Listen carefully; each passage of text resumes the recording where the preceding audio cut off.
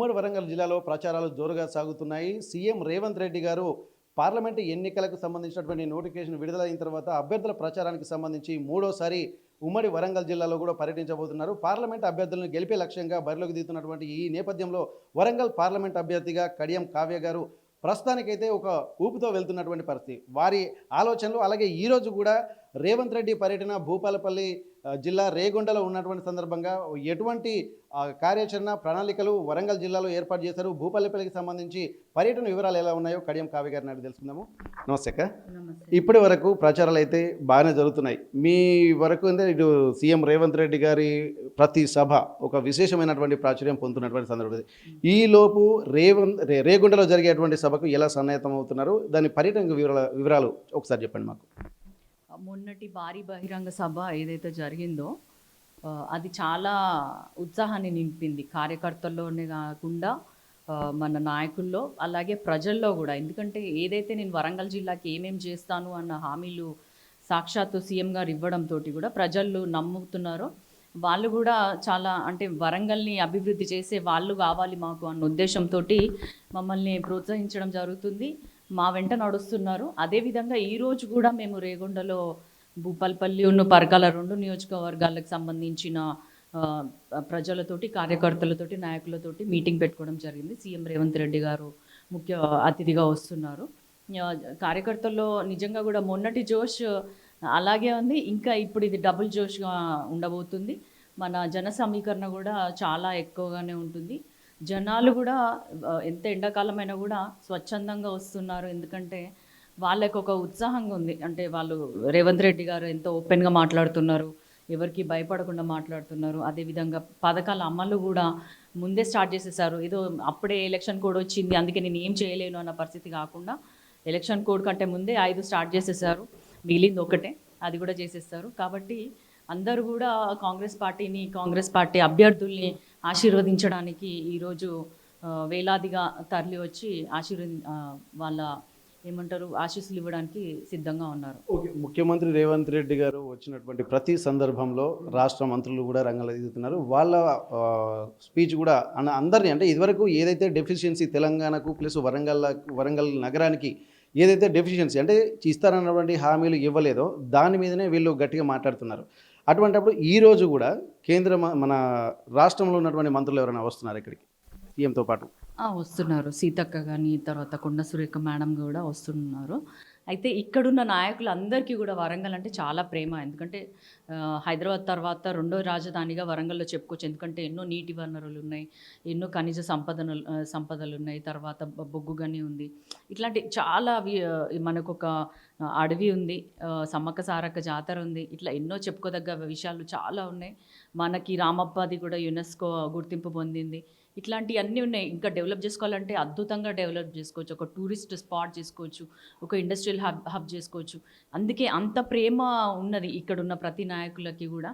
అదేవిధంగా దాన్ని డెవలప్ చేద్దామంటే లాస్ట్ టైం మనకి మంత్రులు కానీ లేకపోతే అంతకుముందు గవర్నమెంట్లో ముఖ్యమంత్రి గారు కానీ అందుబాటులో లేకపోవడము, సమస్యల గురించి చర్చించడానికి టైం ఇవ్వకపోవడము వల్ల కొంచెం అభివృద్ధి వెనుకబడింది. కానీ ఈసారి అట్లా కాదు. సాక్షాత్తు ముఖ్యమంత్రి గారే ఇన్నిసార్లు మన వరంగల్ జిల్లాకి రావడం జరుగుతుంది అంటే ఆయన ప్రత్యేక శ్రద్ధ పెడుతున్నారు. ఖచ్చితంగా కూడా ఇక్కడ కాంగ్రెస్ అభ్యర్థిగా నన్ను గెలిపించుకున్నట్లయితే కూడా ఆయన అందరు ఎమ్మెల్యేలకు ఆల్రెడీ చెప్పారు, ఎవరైతే ఎక్కువ మెజార్టీ తెచ్చారో వాళ్ళకి ఎక్కువ నిధులు ఇస్తా అన్నట్టు కూడా వాళ్ళు హామీ ఇచ్చారు. కాబట్టి అందరూ కూడా ఉత్సాహంగా పనిచేస్తున్నారు. ఓకే, అయితే నిన్న కడియం శ్రీహరి గారు మాట్లాడుతూ ఒక మాట చెప్పారు. ఎందుకంటే ఉమ్మడి వరంగల్ జిల్లా అంటే వరంగల్ జిల్లా, పోరుగల్లు జిల్లా, ఓరుగల్ అంటేనే ప్రతి ఒక్కరి వ్యక్తి యొక్క క్రెడిబిలిటీ అందులో మనం జిల్లా పేరు చెప్పుకొని మనం ఉండొచ్చు అని చెప్పారు. అటువంటి వరంగల్ జిల్లాను ముక్కలు చేసి బీఆర్ఎస్ గవర్నమెంట్ నాశనం చేసింది అన్నటువంటి ఒక మాట చెప్పారు. మళ్ళీ దీన్ని ఒక క్రెడిబిలిటీ తీసుకురావడానికి మీరేమైనా ప్రయత్నం చేయగలుగుతారా వరంగల్ పార్లమెంటు పరిధిలో ఉన్నటువంటి వ్యవస్థను మొత్తం? నేను ప్రయత్నం చేస్తాను. చాలామంది ప్రజలకు ఇష్టం లేకుండా కూడా ఆ రోజు 6 ముక్కలు చేయడం జరిగింది. ఆ రోజు నేను కూడా చాలా బాధపడుతూ ఒక పోస్ట్ కూడా పెట్టుకున్నాను, ఎంత నా వరంగల్ జిల్లా ఎన్ని ముక్కలైంది, బట్ చూద్దాం అభివృద్ధి జరిగితే చాలు అంతే అనుకున్నాం. కానీ ప్రతిదీ కూడా రెవెన్యూ డివిజన్స్ కానీ కలెక్టర్ ఆఫీసులు కానీ ఇట్లాంటివన్నీ కూడా ఊరు ఒక చోటు ఉంటుంది, ఈ ఆఫీస్లో ఒక చోటు ఉంటుంది, అట్లా ప్రజలకు ఇబ్బందికరంగా ఉంటుంది, గవర్నెన్స్ కూడా చాలా ఇబ్బందిగా నడుస్తుంది అని చెప్పి అనుకున్నాము. ఎక్స్పీరియన్స్ చేశారు ప్రజలు కూడా. కానీ మేము ఏదైతే రేవంత్ రెడ్డి గారిని కలిసిన రోజు వరంగల్ జిల్లా వాళ్ళంతా తను కూడా చెప్పారు, ఎట్లా పడితే అట్లా డివిజన్ చేసేసారు కాబట్టి ఈసారి కమిషన్ అనేది ఒకటి ఏర్పాటు చేసి అందరి ఇష్టాల మేరకి ఎవరికి ఎంత సౌకర్యంగా ఉంటుందో చూసుకొని మళ్ళీ మనము పునర్విభజన లాంటిది చేద్దాము అన్నట్టు ఆలోచనలో ఆయన ఉన్నారు.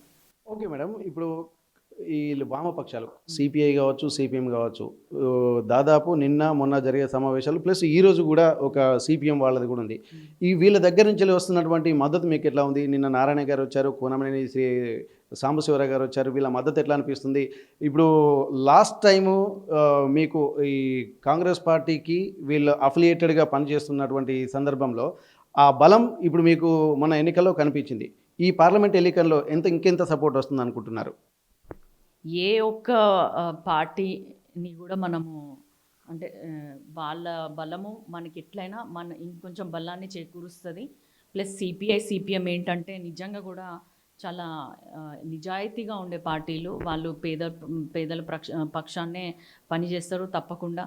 కాబట్టి వాళ్ళు నిన్న కూడా నన్ను దగ్గర తీసుకొని మరి నారాయణ గారు జాతీయ అధ్యక్షులైన జాతీయ నాయకులైనా కూడా నన్ను దగ్గర తీసుకొని తనని గెలిపించాలి అని చాలా స్వచ్ఛంగా చెప్పారు. ఎటువంటి కుట్రలు లేకపోతే ఇంకేదో ఆశించి వాళ్ళు మాకు సపోర్ట్ చేయట్లేదు. కేవలము భారతదేశం లౌకిక దేశంగా ఉండాలి, ఏదైతే మనువాదాన్ని వైపు వెళ్తున్న బీజేపీని అడ్డుకోవాలి అన్న ఉద్దేశంతో కాంగ్రెస్ పార్టీకి వాళ్ళు బలపరుస్తున్నారు. కాబట్టి వాళ్ళ సపోర్ట్ ఎట్లయినా మాకు అవసరం. వాళ్ళు కూడా మనకి ఏదో నామమాత్రంగానే కాకుండా స్వచ్ఛంగా అంతర్లీనంగా అండర్ గ్రౌండ్ వరకు వెళ్తూ ప్రతి ఒక్కరిని కూడా వాళ్ళు ఉత్తేజపరుస్తున్నారు. ఓకే, ఈరోజు సభ సమయానికి వస్తే ఏ సమయంకి సభ ప్రారంభంగా అవుతుంది? సీఎం ఎన్ని గంటలకి మనకి రేగొండ దగ్గరికి రాబోతున్నారు? సభ ఎప్పటి నుండి ఎప్పటి వరకు జరగబోతుంది? మేము 4 గంటలకని చెప్పాము, కానీ సీఎం గారు 5 గంటల వరకు వస్తారు కావచ్చు. మొన్నట్లాగానే ఒక 1 అవర్ 1.5 అవర్లో సభ ముగుస్తుంది. ఎందుకంటే ఇక ప్రజలకు కూడా ఇబ్బంది కలగొద్దు అన్న ఉద్దేశంతో వాళ్ళకి కావాల్సిన అన్ని ఏర్పాట్లు చేయడం జరిగింది. వాటర్ ప్యాకెట్స్ కానీ, మజ్జిగ ప్యాకెట్స్ కానీ, కొంచెం కూలర్స్ కానీ, ఇవన్నీ కూడా అన్ని జాగ్రత్తలు తీసుకుంటున్నాం. ఎందుకంటే మళ్ళీ వాళ్ళు అడ్డం పడితే మనకి ఇబ్బందే కదా. ఇప్పుడు సీఎం గారు వచ్చినటువంటి ప్రతిసారి ఓరుగన్లో అడుగుపెట్టేసరికి వారి వాయిస్లో ఒక రకమైనటువంటి వాడి వేడి ఎక్కువగా కనిపిస్తుంది.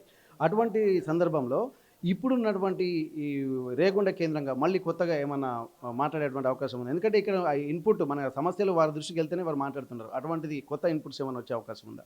డెఫినెట్గా అండి. ఎందుకంటే భూపాలపల్లి అంటేనే మనకి ఖనిజ సంపద ఉంది, బొగ్గు గనులు ఉన్నాయి. ఇప్పుడున్న కోల్ మైన్స్ వేరే దేశవ్యాప్తంగా ఉన్నాయి, అన్నీ కూడా ప్రైవేటైజేషన్ చేయాలని చూస్తున్నారు. అట్లాంటి పరిస్థితి జరగకుండా మేము ఇవే మాట్లాడదలుచుకున్నాం ఈరోజు. ఓకే అండి, థ్యాంక్ యూ. అయితే ఇప్పటి వరకు జరుగుతున్నటువంటి సీఎం సభలో విశేషంగా ఒక సక్సెస్ అవుతున్న నేపథ్యంలో భూపాలపల్లి కేంద్రంగా జరగబోయేటువంటి సభకు సంబంధించి అక్కడ స్థానిక సమస్యలతో పాటు మిగిలిన విషయాలపై కూడా చర్చించే అవకాశం ఉంది. 4 గంటలకు షెడ్యూల్ ఉంది, కానీ 5 గంటలకు మీటింగ్ జరిగేటువంటి అవకాశం ఉంది. భూపాలపల్లి జిల్లా రేగొండలో జరిగేటువంటి ఈ కార్యక్రమానికి సంబంధించి అన్ని ఏర్పాట్లు చేశామంటున్నారు. సభ విజయవంతానికి అన్ని రకాల మేము కృషి చేస్తున్నటువంటి వాయిస్ వినిపిస్తున్నటువంటి పరిస్థితి. హనుమకొండ నుండి కెమెరా పర్సన్ రాజుతో వెంకటరత్నం, RTV వరంగల్. నమస్తే అండి. ఇది వ్యాపారం గురించి కాదు, ఓటు గురించి. ఎన్నికల్లో ఓటు వేయడం మన హక్కు మాత్రమే కాదు, కర్తవ్యం. ఎంతో మంది మహా నేతలు శ్రమించి ప్రాణత్యాగం చేసి ఈ అవకాశాన్ని మనకిప్పించారు. అందరూ ఓటు వేద్దాం. ఎందుకంటే ఓటు హక్కు ఊరికే రాదు. నా ఓటు ఎవరికో తెలుసా? అది సీక్రెట్ అండి.